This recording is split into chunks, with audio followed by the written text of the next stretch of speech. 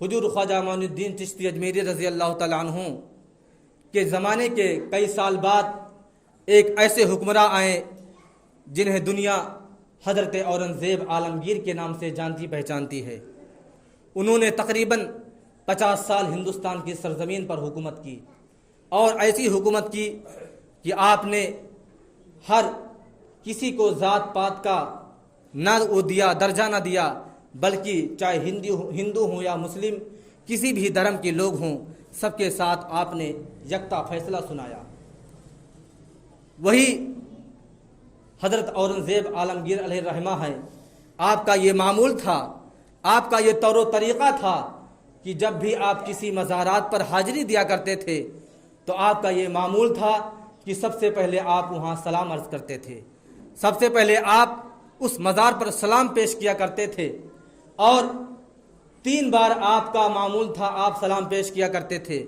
اگر تیسری بار میں جواب نہیں آتا تو فوراً آپ اپنے سپاہیوں کو حکم دیتے کہ مزار کو توڑ دیا جائے۔ سینکڑوں مزاروں کو حضرت اورنگزیب عالمگیر نے توڑوایا۔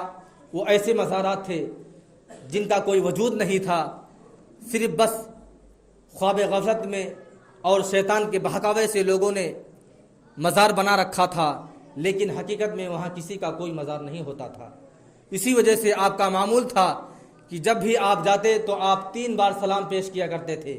اگر تیسری بار میں جواب نہیں آتا تو آپ فوراً اس مزار کو توڑوا دیا کرتے تھے۔ اسی طرح آپ بخوبی جانتے تھے کہ ایک ایسی ہستی ہندوستان کی سرزمین پر گزری ہے جسے لوگ حضور عطائے رسول خواجہ معین الدین چشتی اجمیری رضی اللہ تعالیٰ عنہ کے نام سے جانتے اور پہچانتے تھے۔ آپ بخوبی جانتے تھے، لیکن چونکہ آپ کی زندگی کا یہ معمول تھا، آپ کا یہ طور و طریقہ تھا کہ جس بھی مزار پہ جاتے، چاہے چھوٹی مزار ہو چاہے بڑی درگاہ ہو، چاہے چھوٹی درگاہ ہو، جب بھی کسی پر جاتے تو آپ کا معمول تھا آپ پہلے سلام پیش کیا کرتے تھے۔ اگر تیسری بار میں جواب آ جاتا تو ٹھیک ہے، ورنہ آپ مزار کو توڑوا دیا کرتے تھے۔ اسی طرح جب آپ نے ارادہ فرمایا تو آپ دلی کی سرزمین سے چل کر کے جب اجمیر کی سرزمین پر پہنچتے ہیں تو سب سے پہلے آپ نے دروازے پر کیا مشاہدہ کیا؟ جو حضور خواجہ معین الدین چشتی اجمیری رضی اللہ تعالیٰ عنہ کا بڑا دروازہ ہے، جسے بڑا گیٹ کہا جاتا ہے۔ جب آپ اس دروازے پر پہنچتے ہیں تو آپ نے کیا مشاہدہ کیا کہ ایک اندھا ہے، تو آپ نے اس اندھے سے کہا تو کہ تم یہاں کس لیے کھڑے ہو؟ کیا تم بھیک مانگنے کے لیے کھڑے ہو؟ تو چونکہ وہ وقت کے سلطان تھے حضرت اورنگزیب عالمگیر، اس پر رقت طاری ہو جاتی ہے، کپکپی طاری ہو جاتی ہے۔ کہتا حضور میں بھیک مانگنے کے لیے نہیں کھڑا ہوں، بلکہ میں نابینا شخص ہوں، میری دونوں آنکھوں سے میں دنیا کو نہیں دیکھ سکتا۔ میں حضور خواجہ معین الدین چشتی اجمیری رضی اللہ تعالیٰ عنہ کی بارگاہ میں اپنی آنکھیں مانگنے کے لیے 20 سال سے اس زمین پر کھڑا ہوں، مجھے آنکھیں نہیں مل رہی ہیں۔ حضرت اورنگزیب عالمگیر جب سنتے ہیں تعجب کرتے ہیں، چونکہ وہ جھوٹ بول رہا تھا، اس کی حقیقت تو یہ تھی کہ وہ بھیک مانگنے کے لیے کھڑا تھا، اپنی آنکھوں کو مانگنے کے لیے نہیں کھڑا تھا۔ حضرت اورنگزیب عالمگیر جلال میں آتے ہیں، کہتے ہیں کہ تو 20 سال سے کھڑا، تجھے آنکھیں نہیں ملی۔ میں اندر جاتا ہوں اور فوراً اس اندھے کے دونوں طرف 2 سپاہیوں کو آپ نے لگا دیا۔ میں اندر سے آتا ہوں، اگر خواجہ معین الدین چشتی اجمیری رضی اللہ تعالیٰ عنہ نے تجھے آنکھیں عطا نہ کی تو میں تیرا سر تیرے تن سے جدا کروا دوں گا۔ اب اس پر کپکپی طاری ہو گئی، اس پر جان کا خطرہ لاحق ہو گیا۔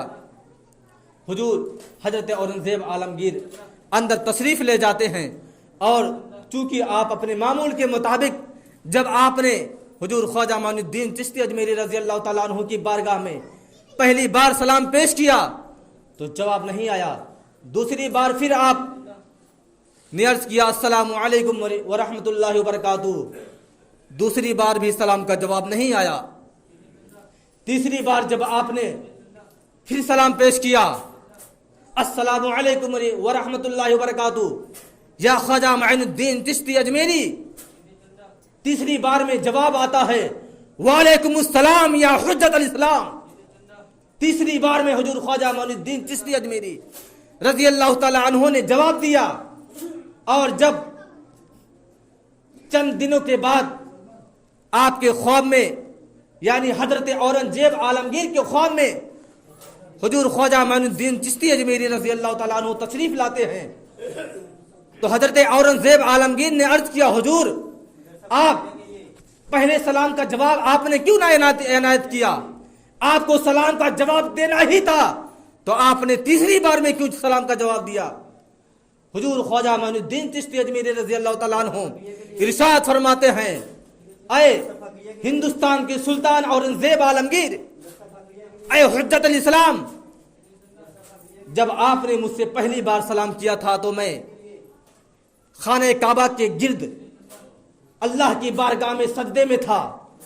جب دوسری بار آپ نے سلام کیا تو میں دوسرے سجدے میں تھا، اور تیسری بار میں جلد از جلد اپنی نماز مکمل کر کے تیرے سلام کا جواب دینے کے لیے مکہ کی سرزمین سے اجمیر کی دھرتی پر فوراً حاضر ہو گیا، کیونکہ میں جانتا تھا تو ایک بار روب و جلال والا بادشاہ تھا.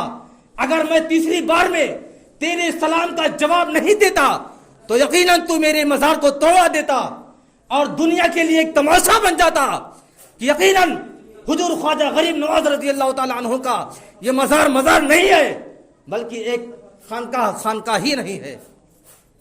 اسی لیے میں تیسری بار تیرے سلام کا جواب دینے کے لیے خانہ کعبہ کی سرزمین سے اجمیر کی سرزمین پر آیا.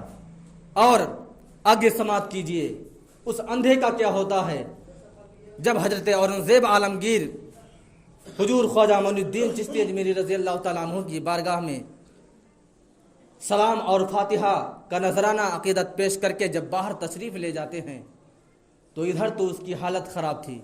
جب تک آپ حضور خواجہ معین الدین چشتی اجمیری رضی اللہ تعالیٰ عنہ کی بارگاہ میں تھے تب تک تو اس کی حالت اس کے پیروں میں کپ کپی طاری تھی. کیوں؟